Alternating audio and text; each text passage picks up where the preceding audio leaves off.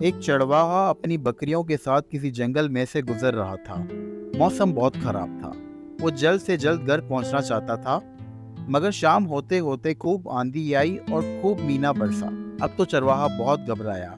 इसने अपनी बकरियों और बच्चों के साथ एक गाड़ में पनाह लेने की चाही, मगर गाड़ के पास पहुंचने पर वो क्या देखता है कि इसमें पहले ही कुछ जंगली भेड़ें अपने बच्चों के साथ डेरा जमाए बैठी। ये देखकर चरवाहा बेहद खुश हुआ।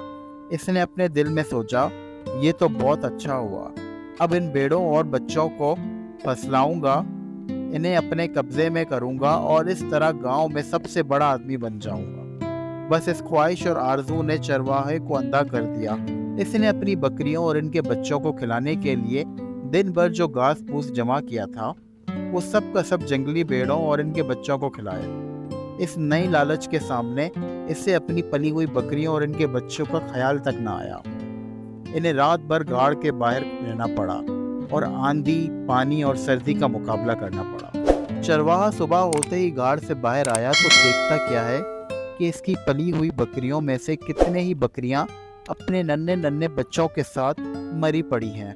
इतने में जंगली भेड़ें भी अपने अपने मेमनों के साथ गाड़ से बाहर आईं और इधर उधर चल दी।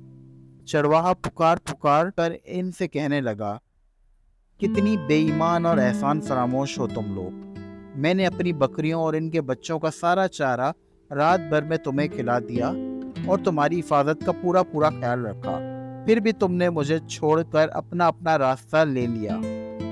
वाह, ये कहाँ की शराफत है।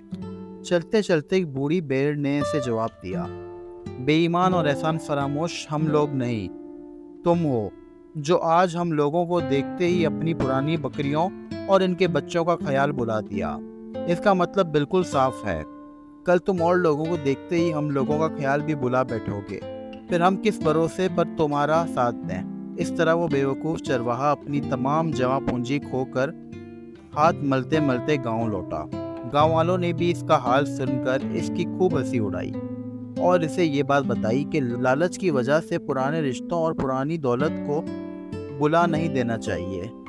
तुमने लालच किया और तुम्हारा ये लालच ही तुम्हें ले डूबा। बाज़ लोग अमीर होने पर अपने पुराने गरीब रिश्तेदारों को बुला देते हैं, जबकि इन्हें ऐसा नहीं करना चाहिए। कहीं ऐसा ना हो कि वक्त इनका साथ ना दे और वो गरीब हो जाएं, फिर मदद के लिए किसी के पास शर्म के मारे जाने की हिम्मत ही ना कर सकें। इसी तरह की मज़ीद दिलचस्प कहानियाँ सुनने के लिए हमारे चैनल को सब्सक्राइब करें और लाइक और शेयर करना ना भूलें।